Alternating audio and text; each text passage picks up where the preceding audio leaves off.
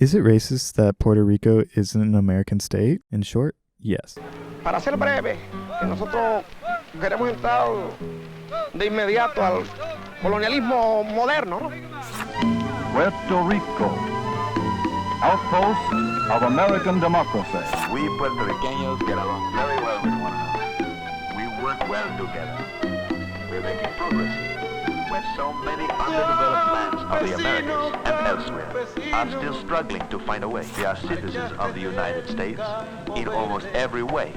Sugarcane is king, the principal source of income. We certainly are proud of what we have done, but we are not satisfied.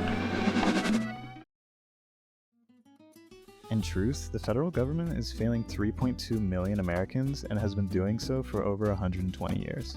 When researching online, you will get quick answers from people saying Americans like the number 50 and will never add another state. And simply Congress doesn't care because things are working and it would just be more complicated if we added another state.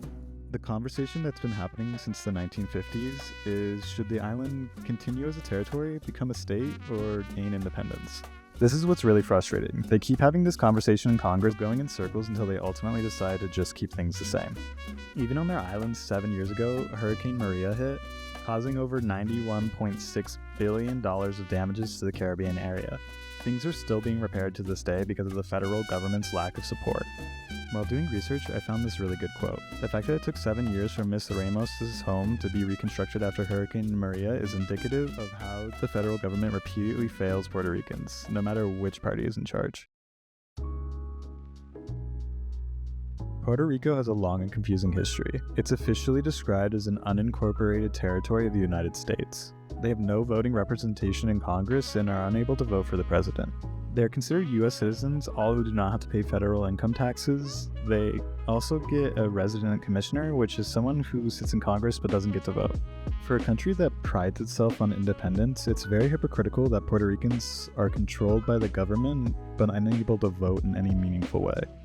America took control of Puerto Rico in the Treaty of Paris in 1989. From the very beginning, it became a topic of whether or not we were going to make them a state. In 1906, President Theodore Roosevelt recommended that Puerto Ricans become American citizens, but they wouldn't gain citizenship until 1917 with the Jones Act, right in time for World War I. All the Puerto Rican House of Delegates voted against it, and they felt that America just wanted more troops for the war. On Palm Sunday, March 21st, 1937, during a peaceful civilian march for independence, shots rang out, killing 17 Puerto Ricans and wounding over 200. Most of the shots were reported to be in the backs of citizens. This is a whole story called the Ponce Massacre and requires another video that I might make later. One of the more memorable moments from the Ponce Massacre was when Bolivar Marquez dragged himself to the walls of Santa Alaza de Damas and wrote with his blood the following message: "Long live the Republic, down with the murderers." The brief story is that the Insular Police, a force that resembled the National Guard, was under the direct military command of Governor Winship, who ended up making the call and ordered the massacre. The only way to put it is that he slaughtered Americans who were fighting for independence. Not until 1947, the U.S. Congress passed the Elective Governors Act, signed by President Truman, allowing Puerto Ricans to vote for their own governor. On the 21st of May, 1948, a bill was introduced before the Puerto Rican Senate which would restrain the rights of the independent and nationalist movements on the island. Under this new law, it would be a crime to print, publish, sell, or exhibit any material intended to paralyze or destroy the insular government. It also made it illegal to sing a patriotic song and reinforced the 1898 law that made it illegal to display the flag of Puerto Rico.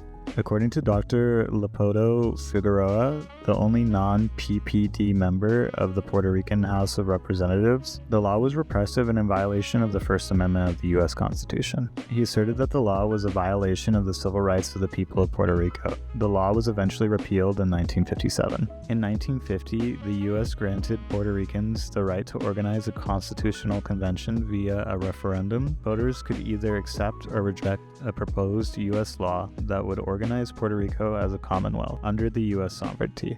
The Constitution of Puerto Rico was approved by the Constitutional Convention on February 6, 1952, by 82% of the voters. This is what they are officially called to this day.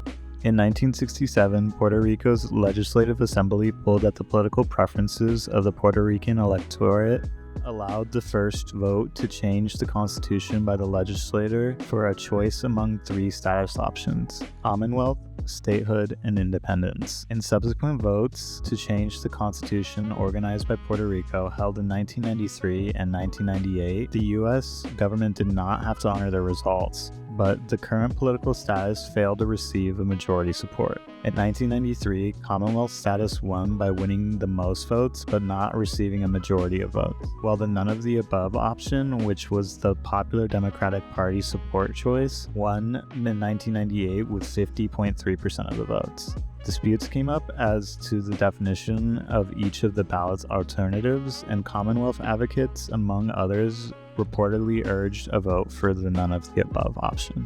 On November 6, 2012, a two-question referendum took place with the general elections. The first questions asked voters whether they wanted to maintain the current status under the territorial clause of the U.S. Constitution. 54% voted against the status quo, effectively approving the second question to be voted on in November. The second question posed three alternative status options: statehood, independence, or free association. 61% voted for statehood, 33% voted for sovereignty-free associated state, and 5.5% voted for independence. Yet nothing really changed. They were not given statehood.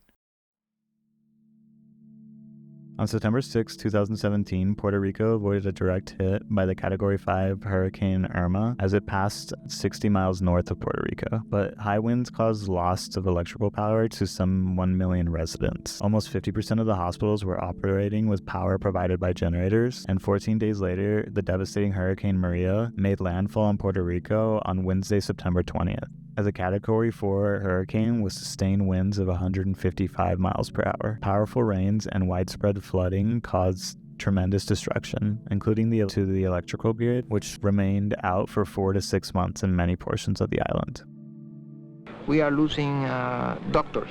We are losing university professors. We are losing paramedic personnel. Nurses are being recruited from Boston. Success is to leave this island for many people. Como yo, vinimos un grupo de puertorriqueños llenos de ilusión porque como estaba la guerra en todo su apogeo y había trabajo, vinimos a trabajar a las factorías. Y lo que nosotros buscábamos en aquella época era mejorar nuestra situación para pensar, porque siempre el puertorriqueño que viene aquí es lo que el puertorriqueño encuentra en Nueva York cuando viene. Desilusión y maltrato, racismo. Nuestros hijos no tienen la completa educación o se frustran aquí, a donde dice que todo se le presenta al puertorriqueño y que está el dinero y que está todo en nuestras manos y que la educación para nuestros hijos es de lo mejor. Aquí donde dicen que todo lo tenemos. Porque con el mito de que somos ciudadanos americanos, de que tenemos todos nuestros derechos aquí y de que todas las puertas se nos abren aquí por la ciudadanía americana, entonces cuando llegamos aquí queremos usar esa ciudadanía americana que ellos nos dicen que tenemos y nos encontramos que es todo lo contrario. Almost as good as the dollar, and sometimes replacing it altogether, food stamps are the most visible part of a massive federal support program exceeding $3 billion a year. Today, fully 2/3 of the Puerto Rican populace receive food stamps, and the roll call is beginning to read like a telephone book. For the past decade, thousands of wealthy Americans have been flocking to Puerto Rico to take advantage of the tax break that can cut their tax bills to zero. Famously, Logan Paul moved his company there.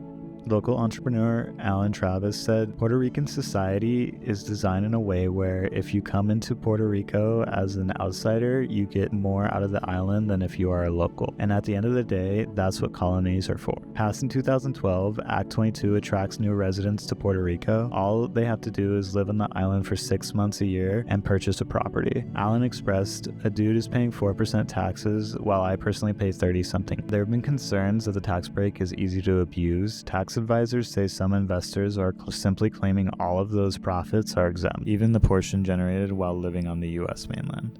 One tax lawyer said that he alerted the IRS to dozens of examples of taxpayers who were improperly claimed the benefits, but none had been audited. Several tax advisors specializing in disputes with the IRS had said they've seen little indication that the agency was taking any action. Puerto Rico held its statehood referendum during the November 3, 2020 general elections. The ballot asked one question: should Puerto Rico be admitted immediately into the Union as a state? The results showed that 52% of Puerto Rican voters answered yes. Amilcar Antonio Barreto, who wrote the book The Politics of Language in Puerto Rico is in its worst crisis since the Great Depression, Barreto said. The Puerto Rican Independence Party's most recent candidate for governor, Juan de Malo, said economic decline, social unrest, and brain drain are now the order of the day. Barreto is often quoted in the press about debates over Puerto Rican statehood. He doesn't think it's going to happen. He argues that the U.S. government cared more about Puerto Rico from the 1940s to the 1990s than it does today. Whatever the politics, Barreto's book suggests Puerto Ricans see the Spanish language as a central part of their culture. He argues that this hurts the cause for Puerto Rican statehood because in the past debates about the island's status, some members of Congress cited the Spanish language predominance on the island as a reason not to admit it as a state. The tension between American identity built on the ideas versus an identity built on race, ethnicity, language, and religion still exists, he argued. The public face of the identity is ideological, which means universal, open to all, he says. But go inside and the racial and ethnic side of American identity is still there. Republican members of Congress have come out against statehood, with Mitch McConnell saying that he would not bring statehood to a vote in the Senate and that statehood for Puerto Rico was another example of government overreach. Republican Senator for Arizona, Martha McSally, came out against statehood on a partisan bias, asserting that it would lead to more Democratic Party senators. In truth, Puerto Rico has several territory-wide offices held by Republicans. Jennifer Gonzalez, a Republican who serves as the non-voting representative of Puerto Rico in Congress, spoke to United States House of Administration Subcommittee on Elections and reiterated her previous support for statehood. Florida Senator Marco Rubio has expressed his support for a yes vote. President Joe Biden indicated that he believes statehood would be the most effective means of ensuring that the residents of Puerto Rico are treated equally, with equal representation on the federal level, but has written that Puerto Ricans have the right for self-determination. President Barack Obama called for citizens in Puerto Rico and D.C. to have equal representation in our government. Los Estados Unidos han querido utilizar a Puerto Rico como una vitrina. Y que se fijen en el tipo de explotación a que hemos estado sometidos. Que se fijen lo que han hecho en Panamá, que no le quieren soltar el canal. Que se fijen lo que han hecho en Cuba, que no se quieren ir de Guantánamo. Que se fije que se roban el cobre en Chile y el estaño en Bolivia y el azúcar se la robaban en Cuba. Que aquí de Puerto Rico sacan mano de obra barata para... Creemos que de la única manera que puede terminar todo este estado de cosas que hemos estado señalando es que el pueblo se organice, pero digo, que las masas se organicen y que entiendan que aquí lo que hay es una lucha de clases, una lucha de explotadores contra los explotados y que los explotados somos los obreros.